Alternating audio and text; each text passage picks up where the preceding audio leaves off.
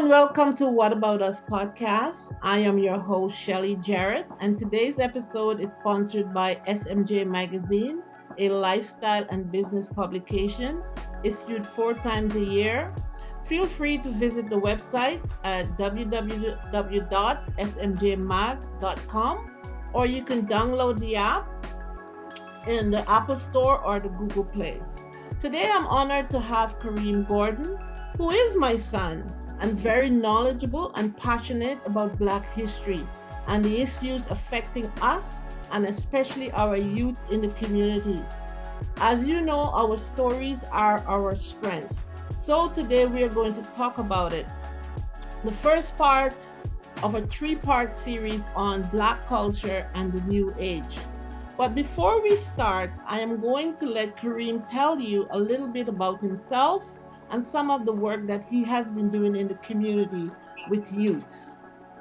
So my name is Kareem Gordon. Like my mother introduced me here. I'm a young entrepreneur, Black person, social advocate for a lot of youth issues, especially concerning use of color and minorities. And where I focus in usually is through history. History is our path to knowledge, path to getting out of ignorance. So that's my goal, is to express that and teach as many people as I can with that. And hopefully we create a better society, because there's many ways we can change our condition and our place in society. And first is through knowledge of where we come from. So that's where my main goals are, but why I'm happy to come on and speak and start spread some of my knowledge, some of my insights on certain issues. And yeah, I love doing it from the passion of my heart, because I am a young Black man. I went through struggles. I see the struggles that a lot of others go through, and I try to do my best to make sure that we all can learn. If each one teach one, and the village gets stronger. So I'm just trying to do my part. Okay, wonderful. That's great. Keep up the good work. Well, we've had many conversations, but as you know, recently the Queen passed a few weeks ago, and I was shocked, like so many people, because the Queen is somebody I looked up to because of my generation, which is completely different to your generation now. I remember as a child when the Queen came to Guyana. At that time, it was British Guyana. It was a big deal because, I remember we all were lined up on the street with our little British flags cheering on the procession, right? And so 30 years later, I know things are completely different now. So let's talk a little bit about that. The first question I have for you is how do you feel about the Queen's death, and why do you feel the way you do? Okay, personally, how I feel about the Queen's death is it's kind of unaffected, but at the same time, it is an interesting opportunity for a change, as far as old systems of how they govern and what we aspire to, I think, as a society. Is it create her death, although somewhat unfortunate for anybody that dies. You don't want people to pass away, but the family, they have a legacy of kind of control and things over many others. So her death does present that unique opportunity for us to recollect, look back at the things of what the monarchy has done to benefit society and what is also done Mhm. to harm. And maybe this is a chance that we can correct some of those things when her death. So although I'm personally unaffected by her death, it is a Mhm. chance for us to change, get better as a society as a whole. Mhm. And so, okay, so now we have a king, King Right. Charles III, and he's now going to be on the throne. I think they're going to have a big ceremony or whatever, maybe a couple months from now or maybe next year. But for the past 70 years, as we know, the Queen did not do much in regard to slavery and what we know went on back then. What should Correct. we expect from the King Charles? Well, without the without like conversations like this, even on a bigger scale, Hmm. uh, I don't believe that the king will do much different unless pressures and things like that are put on him by our society to actually make certain changes. So that is why I said it is a unique opportunity with the queen passing that we can have a chance to kind of force change. But Right. without any of that forcing of change, I believe that the King Charles will kind of continue to do the same as the rest of the monarchy, because if we're being honest, there's no real incentive for them to change anything when they're benefiting off of the way things have always been, right? The Right. keeping the same status quo, it benefits them to keep it the same. So without any push from the public or outside society, I don't see why they would make a change, right? Mhm. So does that mean we as Black people have to demand those changes and continue talking about this, bringing this issue to the forefront because we know there's a lot more to be done? Most definitely we have to, this is our time where we have to come together and to demand these changes. If you look at any time in history, any either culture, country, or group of people that have wanted freedom, wanted change, it's never come by just asking or pleading or begging. It only Mhm. comes from when you demand it, because you will only be respected by others as much as you demand your respect, right? So it's great for us to be knowledgeable of these things and learn where things that we have previously been ignorant to. If we can learn as much as we can, share the knowledge with each other, it forces the system to have to adapt to now to this new way of moving about. Correct.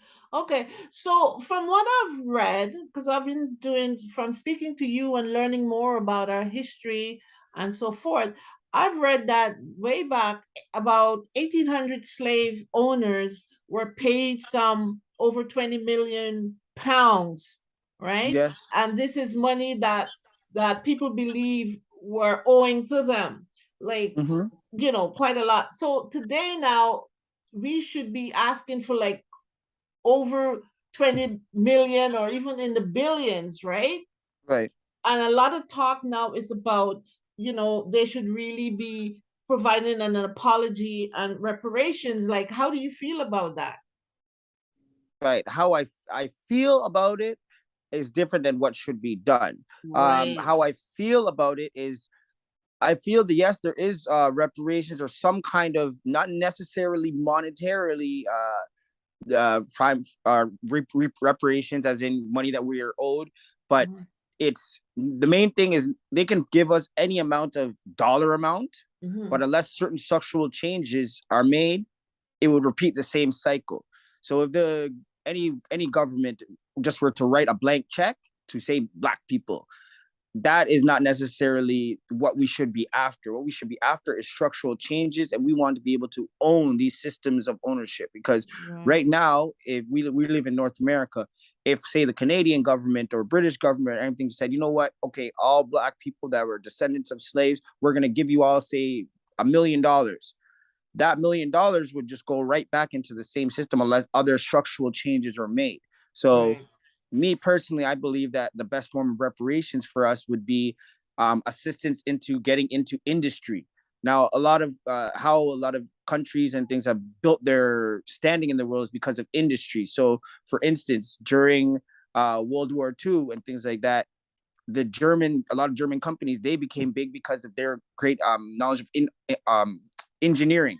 So they were able to build, manufacture a lot of things. That's why a lot of the leading um, companies in the world right now are the German manufacturers of engineering. So the Benz was responsible for making a lot of the engines for a lot of the tanks and things like that in World War II and things like that. So these Right. countries were built off industry, right? Even during slavery, in America, what was the industry that was to say? So they had the cotton mills and things like that. That created the textile industry. Textile industry is like, so we have clothes, all these kind of goods and services. When we own those productions, systems Mhm. of production, then we are able to have lasting wealth and generational wealth and things like that. So as far Right. as the reparations part, that would be the best thing is if we can control certain industries. Like right now, black consumers in the world are the biggest group of consumers. We're Yes. great consumers. We they always talk about the black dollar has so much spending power, but in reality, that's not a spend. That's not really a power. We're kind of deceived into thinking it's power because yeah, we spend a lot, but that money is just going out. It's not really coming back in, right? Right. Right. So if we were to get this money, okay, but what system do we have to keep that money circulating within our people to actually uplift our people? Like you had Mhm. mentioned, when slavery ended, yes, the many of the slave owners, they were given reparations. They were paid out money. by these Mhm. governments. They said because in reality, yeah, they were, say, business owners in the eyes of the law. They were given this money as well. You took away our labor, so then Mhm. we are to pay back. Look at the country Haiti. Haiti, yeah, to get their freedom, they had to pay. They had to pay reparations to France. They just recently paid off that debt tab. But that's why they're still at the way that they are. They're economically, they're a very low end country. But there was one. This was place was one of the most resource rich places in the world, right Right. at the time. So that's Mhm. why I say it's so important to understand the real side of the economics. So the just getting paid out a set money of funds Mhm. doesn't necessarily mean that it'll be great for us. That's what way it's really important for us to understand the system of economics and how it pertains to us and how we Yeah. can build economically, right? Yeah. Sounds like we gotta have some structures put in place now that that money can be used constructively, as opposed to just giving each family a certain amount of money or something like that. Yes, a Yeah. hundred percent, 100%. Yeah. Lots of So like even that conversations. 20 billion or 20 million that was given out at that Mhm. time in Mhm. today's money, I believe that money would be worth about $3 billion, about close to Yes. about $3 billion in today's money. So Yes. if the any of the governments right now were to do that, it Mhm. would bankrupt these nations. And then also you have to look at, okay, well, systematically, we're Canadian citizens, correct? We're Yes. tax-paying Canadian citizens. So if the Canadian government were to say we're going to give Black people this reparations money, are they actually giving us money because we're Canadian taxpayers? We're paying for whatever bill they say they're thing. So is it really us getting money? We're paying into the same system. So we're bankrupting the nation that we're citizens of to give ourselves back money. So do you see how Yeah. without certain structures in place, it kind of is a repeating of the same cycle? Right. So, do you think we should start the conversations, because these conversations are very sensitive and Mm-hmm. very how can I say, it's a lot of conversations we're going to be having. Do you think we should start by having the apology first? Most definitely, the apology would be the first thing to Right. go And that would for. like open up the doors for more conversations step by step.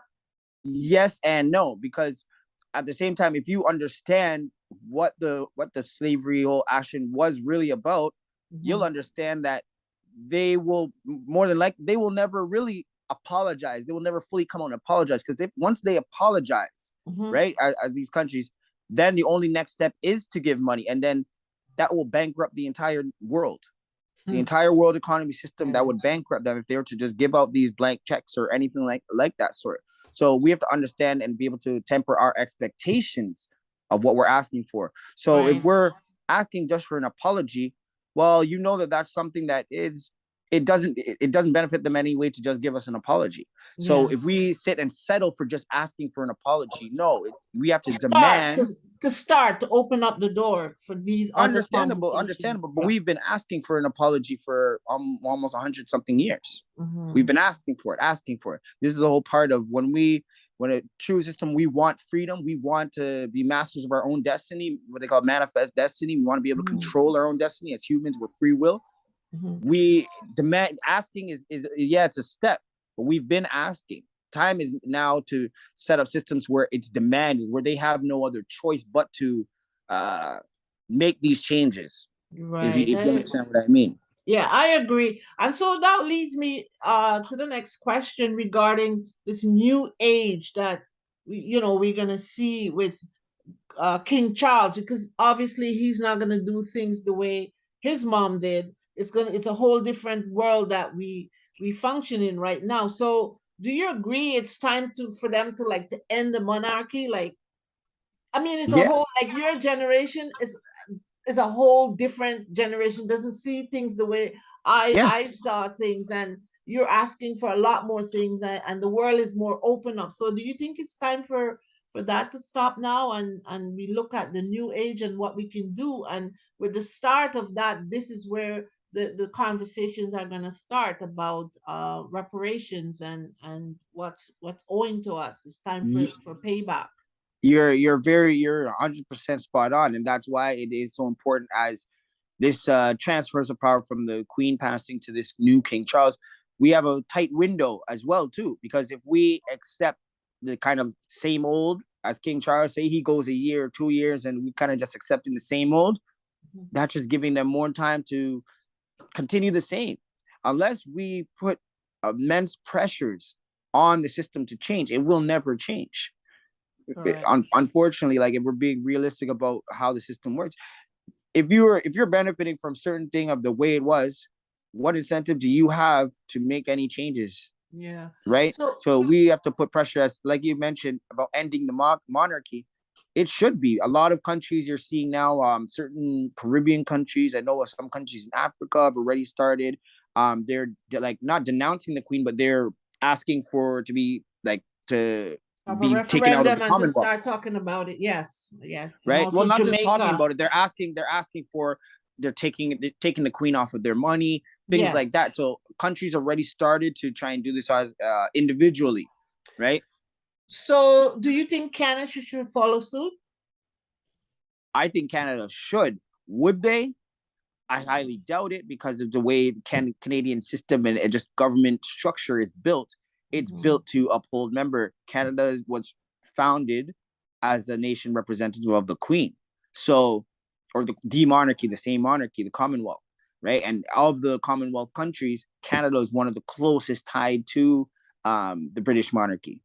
So it should, but realistically speaking, I don't think they would Right. currently, by just seeing the way things are going, and Or especially not where, immediately, but we can always, have talks about this, have oh, referendum most about it, definitely, most and definitely, especially amongst ourselves in our, say, like the Black community, the Black raising community. raising Yes. our awareness, and knowledgeability of these matters.